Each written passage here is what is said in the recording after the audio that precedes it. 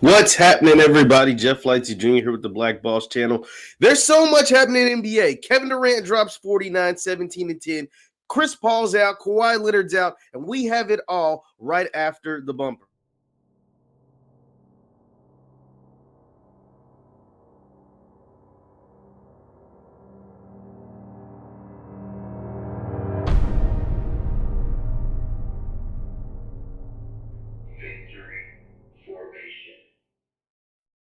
What is up, everybody? It's Jeff Lightsy Jr. here with the Black Boss channel and Victory Formation. Be sure to hit the thumbs up button, like, share, subscribe, and the notification bell because we upload every single day.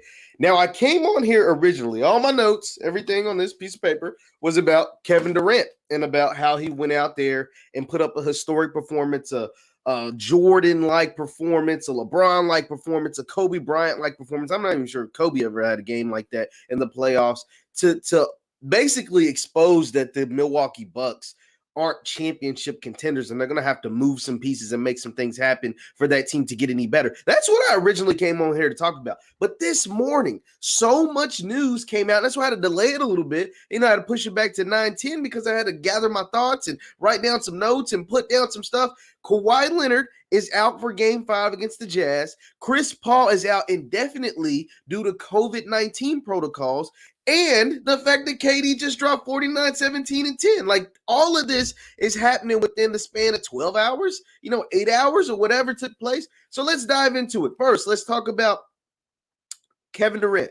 Kevin Durant last night put up a historic performance. He dropped 49 points, 17 rebounds, and and 10 assists. And he did it against the Milwaukee Bucks, a team that was up 17 points at halftime. They were up, let's see, that's 14. They were up 16 points at halftime. I think their lead was as big as 18 points in the game. Right? That's what the Milwaukee Bucks did. Giannis Antetokounmpo was looking good. Chris Middleton was looking good. Drew Holiday, PJ Tucker had this sticky defense for Kevin Durant. And all KD did, because James Harden was there, but he wasn't there. Let us be honest. James Harden played 46 minutes. Salute to James Harden for that. 46 minutes. But the man really wasn't there. I mean, he went 1 for 12 from shooting. He gave his best, but he was kind of just like a distraction. You're right, Progressive Property Panther. Like James Harden. Now you're saying no, Progressive. You're tweaking. You said KD's always been better than LeBron James. I'm not sure if KD's always been better than LeBron James, but we'll get into that some more. But anyway, James Harden was there, played 46 minutes. Kevin Durant played 48 minutes, dropped 49 points, had 17 rebounds, 10 assists, and a come from behind of 114 to 108 win. He was mad at himself because at the end of the game, he missed a free throw that would have gave him a 50-piece. And the Bucks, how do you fix this if you're the Bucks? Giannis had 34 points. That's what you expect. Now, PJ Tucker played 33 minutes and had 0 points, but his main job was to try and stay in front of Kevin Durant. The biggest problem for the Bucks, besides the fact that Giannis is very dominant at what he does. He's really good at what he does, but Giannis is starting to fall into that Ben Simmons category, that category of players who are like really good at what they do, but don't improve other areas of their game, right? Giannis, if he can't come at you full steam and try to dunk on you, if he can't like get a full head of steam and just, tell people to get out the way and get a dunk or a layup, he's ineffective. Very, very so much ineffective. It was one possession at the end of the game in that Nets game where Giannis has the ball on the freaking block, right? He has the ball on the block. James Harden, who was on a bad leg, James Harden's out there playing on one hamstring, one leg, is guarding Giannis one-on-one, stops the double team, tells his help. I might have been Kevin Durant, help defender. Like, hell no, don't stay over there. I don't need no double team. Guards kept Giannis Antetokounmpo, and Giannis decides to turn around and do a fadeaway jump shot. Like, that right there describes the Milwaukee Bucks game plan. It was so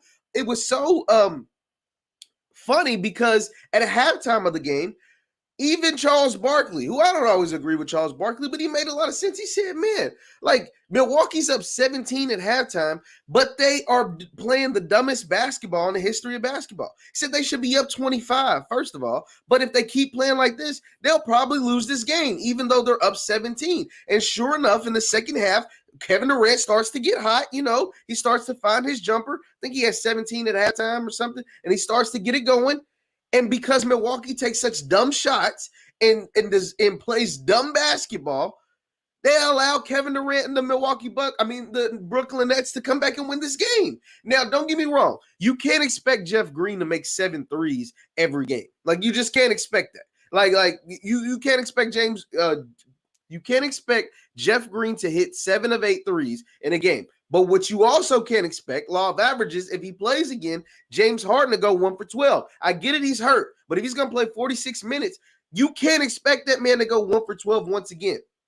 And what you can expect is Kevin Durant to be Kevin Durant. He is one of the most, if not the most lethal weapon on the offensive end the NBA has ever seen. Let's say it again.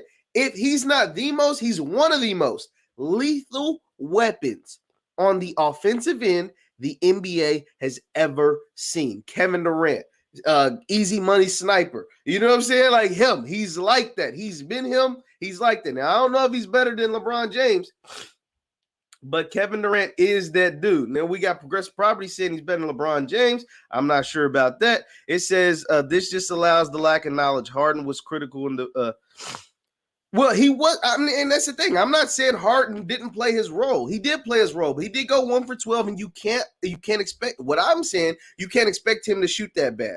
Now, he did what he was supposed to do, and he was a contributor to the game. He wouldn't have played 46 minutes if he wasn't a contributor. We get all of that. Like, you know what I'm saying? Like, James Harden did what he's supposed to do, but he was out there on one bad leg. It says KD did what he was supposed to do. Absolutely. Going out there and doing that. The question is, can he do it again? And can he do it again to close out this series? Now that they're up 3-2, can Kevin Durant muster up 48 minutes and 49 points to be able to put this Milwaukee Bucks team away? I'm not even sure if he'll need 49 points next time, but can he muster up another performance like this to be able to put this series away? It says Harden is very strong. That shot was terrible. It was terrible. When the game in the clutch. Now, besides that, there was another play Giannis did in this game, for those. But be sure to hit the thumbs up button, like, share, subscribe. Thumbs up, thumbs up, thumbs up. But there was another play in the game as well when Chris Middleton, and somebody mentioned something about Chris Middleton, when Chris Middleton drives and gives a dish to Giannis, and Giannis drops the ball and it's a turnover. You want to know why Giannis dropped that ball and it was a turnover? And Charles Barkley actually pointed it out on TNT again, is the fact that Giannis was scared they were going to foul him. And when you are such a bad free throw shooter, you try to hurry up and get the dunk, right? Like, you try to get the dunk before they foul you. And in rushing, easy 2 points, an easy play to cut the lead or make it a close game. That is when Giannis dropped the ball and led to that turnover, which ultimately continued to lead to the Brooklyn Nets pulling out that game. It says Chris Middleton plays in spurts. They need him to have a performance like he did in Game 4. I think it was Game 4. No, yeah, maybe. Yeah, Game 4 he played well, but see, that's the thing about Chris Middleton. When you are He's not a superstar, right? Like the NBA is about superstars and guys that can play at high level. And superstars are made in the playoffs, not in the regular season. Chris Middleton is a good regular season player, but we've seen time and time again, we've seen this episode. Like, it's like fast forward, skip the channel, whatever, because we've seen this before. We've seen what the Milwaukee Bucks do in the playoffs, and we see what Chris Middleton becomes in the playoffs. No offense to Chris Middleton, but it's like Cinderella at midnight, right? The Bucks have these amazing regular seasons. Chris Middleton is an all-star. Giannis Antetokounmpo be winning league MVP and defensive player of the year, and they do all of these great things. But when the playoffs come and they play really good teams and they play the same team, 2, 3, 4, 5, 6 games, the clock strikes midnight on Cinderella and they become pumpkins. They're no longer, the Milwaukee Bucks, the big devastating team that's like Cinderella at the ball. Instead, the clock strikes midnight on the Bucks every year in the playoffs. It's we've seen it, 3-4 years in a row. The clock strikes midnight. Giannis gets exposed because his bag is like a freaking like a Legos bag, right? Like, we talk about the bag of moves, bag of tricks, bag of what he can do. Think of a Legos piece. And think of like if the Lego man had a bag. That's how big Giannis Antetokounmpo's bag is, right? And that bag of tricks works during the regular season. I'm not going to act like he's not good at what he does, especially during the regular season. The thing is won him 2 MVPs and a Defensive Player of the Year. But when it comes to the playoffs and when it comes to scouting and when the same team sees you 4, 5, 6, 7 games in a row, that bag gets smaller and smaller and smaller and smaller until it becomes a Legos bag. And it's not the same. It's not a bag that intimidates anybody. Whereas guys like Kevin Durant and LeBron James and Kyrie Irving and James Harden, when he's healthy, has a bag that's just extensive. It doesn't matter, if it's playoffs, regular season, or whatever. They're able to make moves, make free throws, make clutch shots. Giannis isn't the same. Giannis isn't able to do that.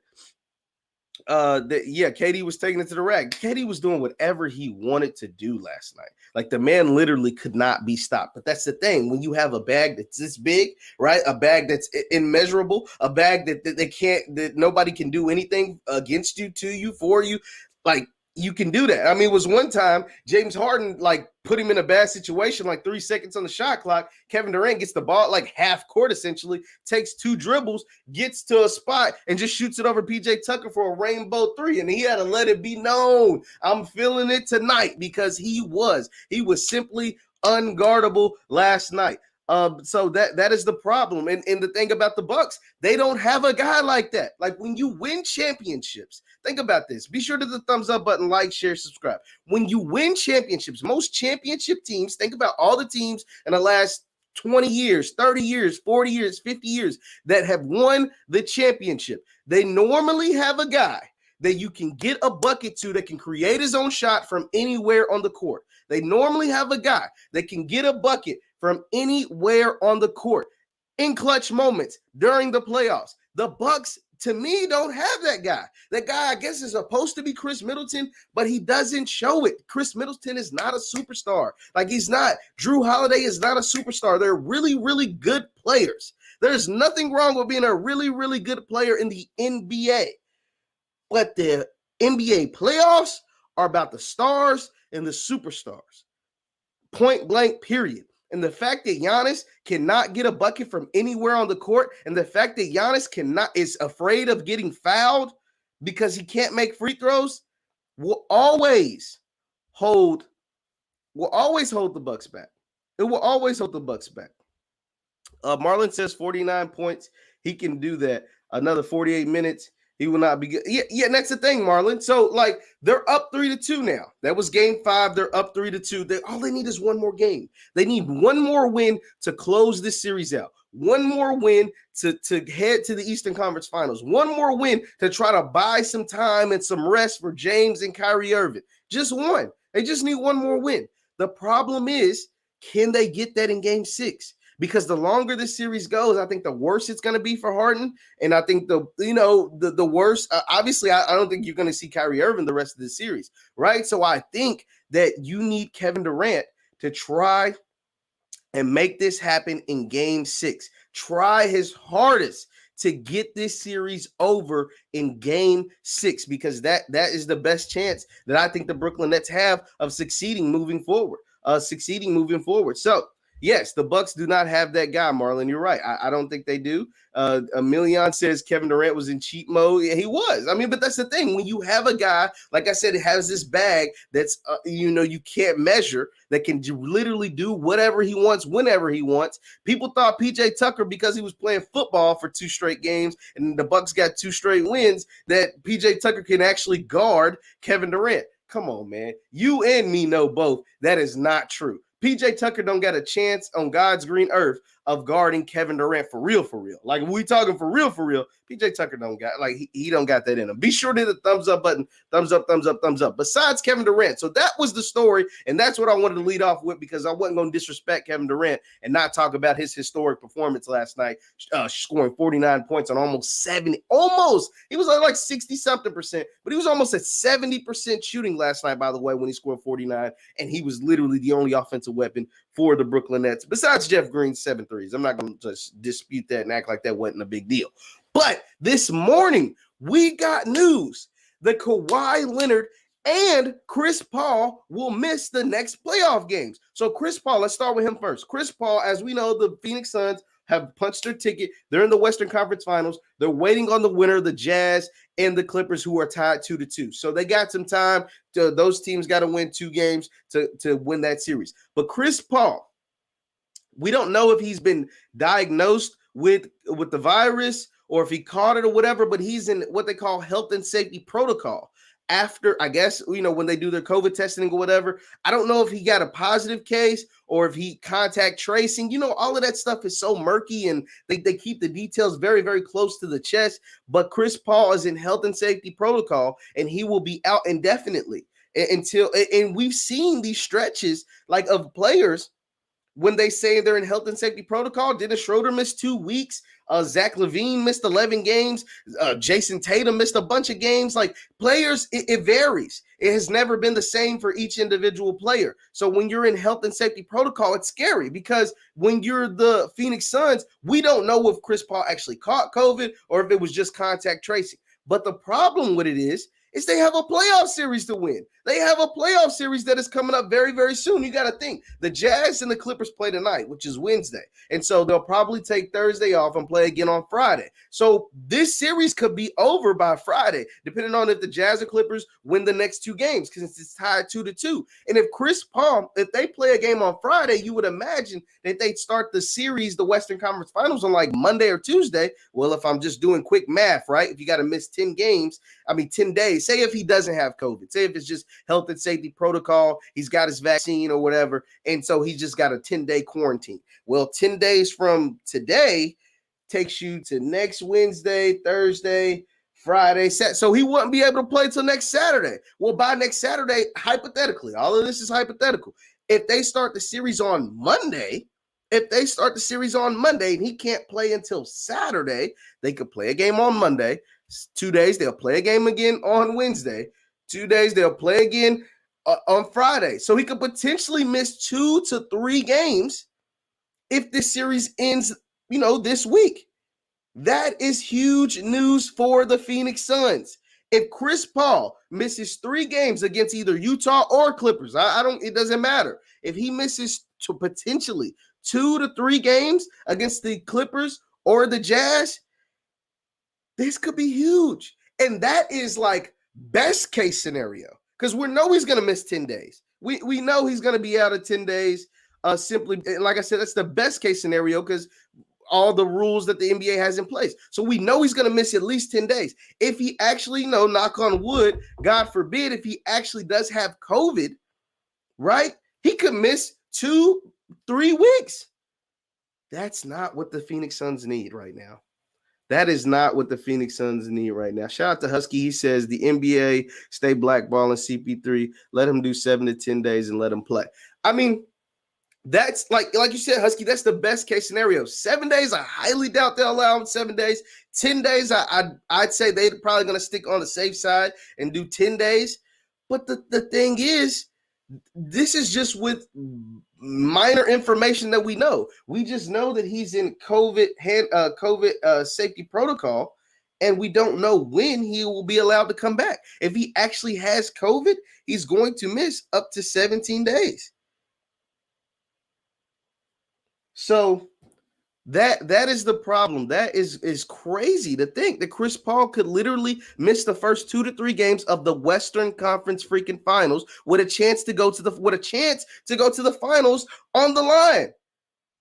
Now, also, what you have to think about as well, something to also think about. I don't know. I'm not a conspiracy theorist. I'm not a guy that's in all of that stuff. But think about this: when Chris Paul and the Phoenix Suns eliminated the Denver Nuggets, when they won, CP3 went over the railing and was hugging his, looked like his mom and a bunch of people in the crowd, right? He was dapping up people in the crowd and then came back over and went into the locker room. Do you guys believe? Leave your thoughts in the chat. Do you guys believe the NBA would be that petty and be mad that CP3 actually went into the crowd and that is the reason why he's in COVID health and safety protocol? Like, think about that. Like, do you believe that because CP3 went into the crowd and was giving people daps and hugs and all this stuff, that is the reason why the NBA is now saying that he is in COVID health and safety protocol? Because I didn't think about that until I saw the story this morning. I was like, yeah, what CP did when he did win, when he was headed to the Western Conference Finals, I think they kept showing, they panned it to his mom, and then he went up into the crowd. And you know what I'm saying, he was showing people love and doing all of that. That is interesting because now this news comes out ahead of the Western Conference Finals, and it's got me thinking about that moment when he went into the crowd. Very, very interesting, guys. Very, very interesting. I don't know. Maybe I'm a conspiracy theorist or whatever, but that is something that I think is very, very interesting that happens to come out. Be sure to hit the thumbs up, thumbs up, thumbs up button. And also, the other news that broke this morning, Kawhi Leonard is out for Game 5. So, Kawhi Leonard, if you were watching Game 4, the Jazz versus the Clippers, Kawhi Leonard got bumped by Joe Ingles. It looked really like common basketball play. Just looked really innocent. Joe Ingles gave Kawhi Leonard a little bump, hit his knee. Kawhi Leonard took himself out, right? Took himself out of the game, and he didn't play the rest of the game. And it was like, dang, like, okay, you know, something, at least me, I didn't think nothing of it, but I was like, dang, he did miss the rest of the game. This was kind of a close game, but whatever. But now he has been ruled out of Game 5, and that is huge because there's possibility that he could miss the rest of this series. Now, if I'm the LA Clippers, I'm thinking like, dang, dog, we can't catch a break. Well, Chris Paul is the one who can't catch a break, if we're being honest. But the Clippers are like, oh my God, like we have a chance of winning this series, and now our best player is out. I'm not even gonna lie to y'all. If Kawhi Leonard don't play the rest of this series, the Clippers aren't winning the series. The Clippers are not winning the series not only if Kawhi Leonard doesn't play the rest of the series, if Kawhi Leonard isn't Kawhi Leonard, the Clippers are not winning this series. Point blank, period. It's not happening because Donovan Mitchell, they can't guard him as is. And to be able to offset Donovan Mitchell, remember what I said in my last video, you have to double him. So what I mean by double him, not just double team him, but double his scoring output. So whatever he puts up, Kawhi Leonard and Paul George combined have to try to be able to double that. Preferably, you know, if Donovan Mitchell scores 35 between Kawhi Leonard and Paul George, they need to come up with like 70 points or 60 or 65 points. You know what I mean? Like you have to double his output for your offensive sake, for your team to be able to be successful. Husky says, I think this is in regards to Chris Paul. It says, I do. It's popularity contest. And Husky said the NBA is a popularity contest. It's a popularity contest at the end of the day. You want to see them and LeBron. We seen the situation a few weeks ago. See, I'm not sure about that, though, Husky. I'm not sure that the NBA is well, no, I'm going to take it back. The NBA is definitely a popularity contest. But you want your star. The NBA don't want their stars to be out, right? The NBA is a star-driven league.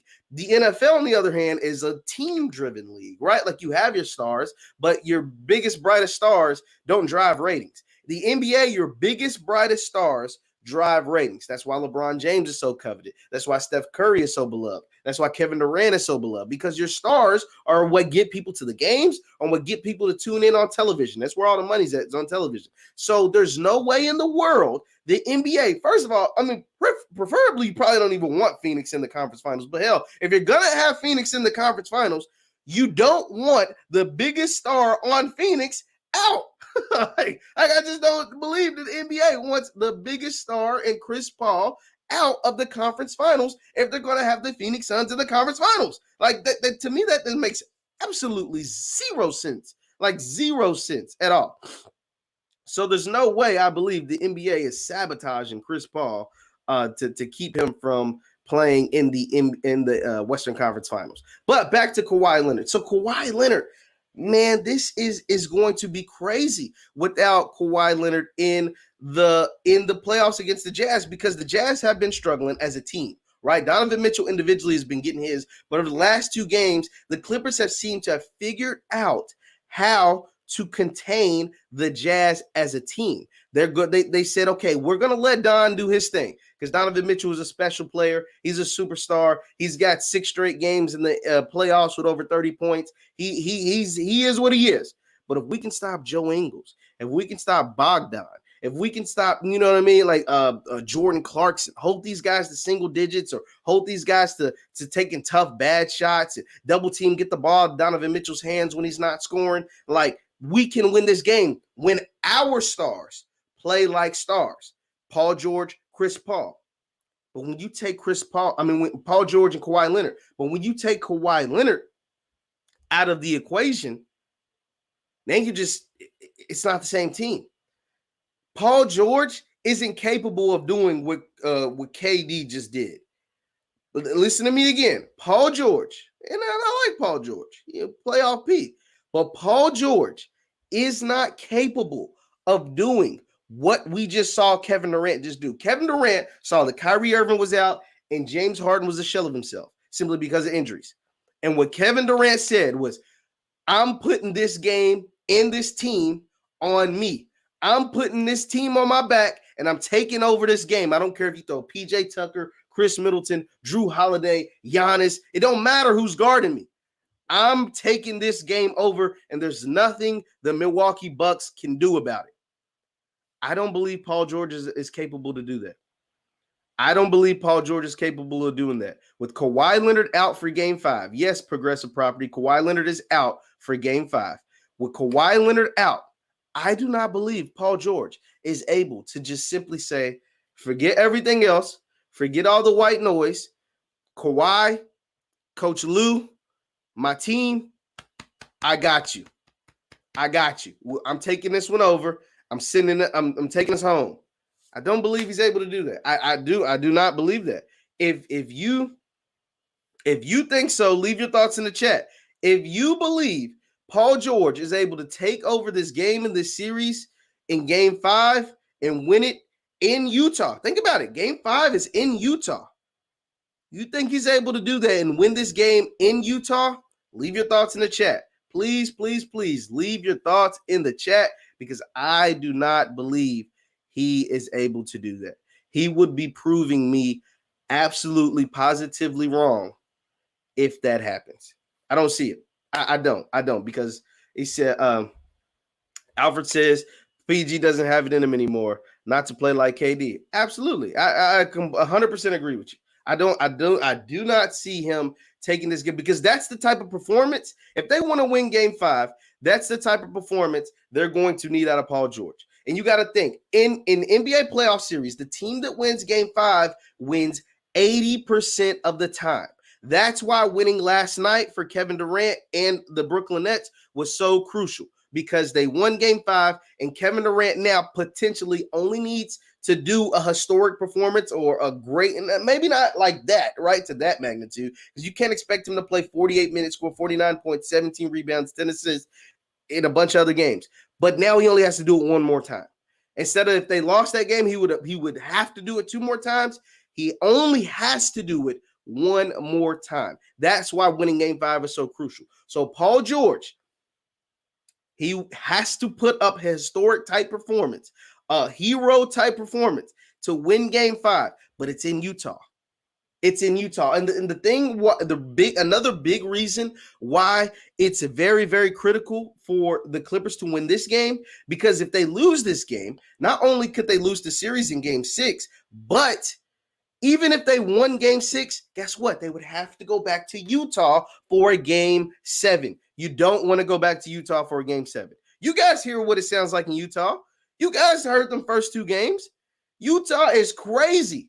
Utah, I mean, hell, Utah fans is getting into it with John Morant family. You know what I'm saying? Utah fans was doing all kinds of crazy sick stuff, man. Like, no, you don't want to go back there for a Game 7.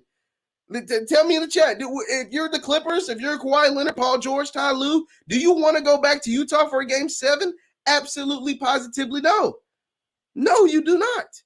So therefore, Game 5 is critical. Game 5 is a must win. Alfred says, can the Clips win on the road? Maybe, but it will be a team effort. Not see, and that's the thing. Role players play better at home and not on the road. So that's why you need a superstar performance. Think about Jeff Green last night for the Brooklyn Nets. Do you think if they were in Milwaukee, Jeff Green would have hit 7 threes? I don't. I mean, maybe I'm just talking crazy, but I don't believe if the Brooklyn Nets, the way Kevin Durant was putting on the show, Kevin Durant, I believe, would have been able to take over the game and score 49 points and do all of that. But do you think Jeff Green hit 7 of 8 threes in Milwaukee? No. So I don't expect the role players for the Clippers to be that effective. The role players for the Clippers have been great at home the entire playoffs. They've been awful on the road the entire playoffs. Think about it. In their last series against Dallas, the Clippers lost every road game. They won the series because they were able to come back and win at home. No. They lost. No, take it back. The Clippers lost every home game. I completely lied. They lost damn near every home game, and they were able to win the series in 7. But role players typically play better at home. I don't believe Jeff Green would have hit 7 threes. We'll see in game 6. But is he going to be able to repeat a performance like that? No. Your stars take over when you're on the road. And so, but I just don't see Paul George. I don't see Paul George being able to do a Kevin Durant type performance in game 5 without Kawhi Leonard. Mason says, yeah, I had to think about that. I was like, yeah. I was like, well, I'm tweaking. Time for Patrick Beverley to drop 40. Mason, get off my stuff, man. You're talking crazy. Patrick Beverley is good at defense sometimes. He's good at defense sometimes. Utah is the new New York. What do you mean by that? Utah is the new New York. I'm not sure what that means. Because Utah is way better than the Knicks. But I don't know if you're talking about New York as in Brooklyn, the Nets, the new New York as in the Knicks, because they're way better than the Knicks, but I'm not sure. Yeah, Beck, I had to catch myself. I was tweaking a little bit. The Mavs won all the road games, but typically road players play better. Oh, yeah, you're talking about the fans. Yeah, the fans in Utah are sick, man. Like messing with John Morant's daddy, and it was somebody else. I can't think of who else they were. I know they had a bad history with Russell Westbrook. Now, when Westbrook came to Utah, I remember they did something to him. Not, this year, obviously, the fan threw the popcorn on him, but it was a couple years ago. I remember they did something when Westbrook played for the Thunder. They did something to him. So, yeah, like Utah fans, the Clippers, you don't want a game 7 in Utah, man. Like, that's not ideal. It's not what you want to do. That's not what nobody wants to do. Go back there and play game 7. So that's why Paul George, I need to see something from Paul George. Now, the role players could, to Alfred's point, the role players could step up. Luke Kennard, Marcus Morris, Reggie Jackson. Like, these guys aren't soup sandwiches. Like, these guys aren't bad players. These guys can play. Patrick Beverley sometimes. You know what I mean? Like, these guys can play. Rajon Rondo. But at the end of the day, in most cases on the road, your stars are supposed to take over. So can Paul George be the star that he says he is? I mean, he's not a superstar, but be the star that he says he is without Kawhi Leonard, or would Donovan Mitchell and the Jazz run him off the court? I mean, like can Paul George be the star that says he is, or maybe even the role player stepping up and taking a bigger role with Kawhi Leonard? Or are they going to allow the Jazz? Are they going to be, woe is me, our best player isn't there, and allow the Jazz to just simply run them off the court? That is the ultimate question. That is something that questions that need answers. How are the Clippers going to respond without having Kawhi Leonard in game 5 of this playoff series? Man. So we had Kevin Durant go off of 49, 17, and 10 on almost 70% shooting to send the Milwaukee Bucks into a corner and really have them evaluating life when James Harden out there playing 46 minutes and only going 1 of 12, Kyrie Irving not on the court, but losing that game. You have CP3 in health and safety protocol after, we saw him go into the stands after the sweep of the Denver Nuggets. He goes into the stands, and next thing you know, 2 days later, he's in health and safety protocol. That's very ironic to me. Like, I don't know. You guys leave your thoughts in the chat. He goes into the stands. He says, what's up, everybody? Hugging his mom, dapping up his friends, doing with friends and family. And now he's in health and safety protocol. And also Kawhi Leonard is out for game 5. There is a ton of storylines that are taking place in the NBA right now, in the NBA playoffs. And one thing the NBA is going to have to think about, I'm going to read Alfred's thing, and then I'm going to get into what I think the NBA has to think about moving forward. It says I want to see Utah versus Sun fans battle. Suns in 4, smoke. Now that would be wild. The dude Suns in 4, buddy, pieced up dude from Denver. That was ugly. And now I want to say I read something about Devin Booker hooked bro up. Like, I don't know if he sent them some tickets, sent them some gear, but I think Devin Booker looked out for bro who pieced up the Nuggets fan that was talking all of that and told him Suns in 4, and they ended up winning in 4. But the NBA, something the NBA is really going to have to think about, and I think it'll all be fine, starting next season, but a lot of your best players got hurt this year. a lot of your best players got hurt, and even more of them got hurt, it seemed like, in the playoffs. I mean, Embiid messed up his knee. Kawhi's knee is now messed up. Chris Paul messed up his shoulder. He missed the game, and now he's in health and safety protocol. LeBron James, well, Bron was never technically hurt in the playoffs, but he was hurt coming into the playoffs. Anthony Davis couldn't play. Kyrie Irving is missing games. James Harden is missing games. Donovan Mitchell missed the first game of a playoff series. Like, so the NBA has to think about, like, this COVID season, this rushed off season, all of this stuff. I think all of that played a factor in all the injuries that we saw, not only throughout the season, but especially in the playoffs, right? Like, you're going to take your normal wear and tear throughout the season. You're going to take your normal wear and tear and get hurt. Like, nobody by the end of the season, whether it's football, basketball, is 100% healthy. That's just the way, pro sports work. But it seemed like there was an insurmountable amount of injuries this year. I think the percentage of injuries was the highest in the last 30 years this season. A lot of that has to do with the fact that it was a rushed off season. It was games were squished together, 72 games. You wanted to compact it in because you started the season before January. You had the players wanted to start on MLK Day. They ended up starting it before Christmas, right before Christmas, and you played it all the way through. And so you saw a lot of guys get hurt, and that, to me, is concerning for the NBA. And at the end of the day, looking at the way these playoffs are playing out, the team that's going to win the championship seems like the team that's going to be the healthiest. Right, or at least that's what it seems like. The Bucks are the healthiest team, and they don't look like they want to win anything. So that is something that's going to be interesting. I think Chris Paul is going to be fine. I think if the Clippers and Jazz series go 7, is the best case scenario for the Phoenix Suns. Then once again, we don't know how long he has to quarantine, but one thing we do know is he has to quarantine, right? That's why out indefinitely. That's what that means. But if Chris Paul if he's vaccinated, which I imagine, I don't know if Chris Paul is vaccinated, right? Like, I have no inside information on that. But Chris Paul is the president of the Players Association, right? And so, being the president of the Players Association, the NBA has super pushed for these, people to get vaccinated. Former players are getting vaccinated. Current players are getting vaccinated. You should get vaccinated. Like, they have all these ad campaigns, right, about vaccination.